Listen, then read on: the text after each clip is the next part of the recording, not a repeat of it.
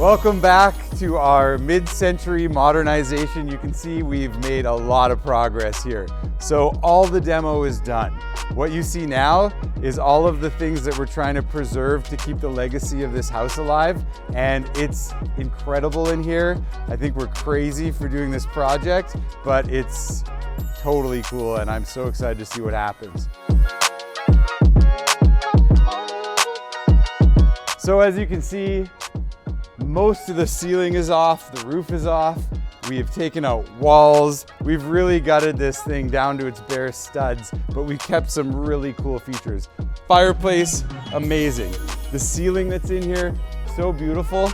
I just can't wait to see how that finishes out. You'll see here that we've excavated in the front.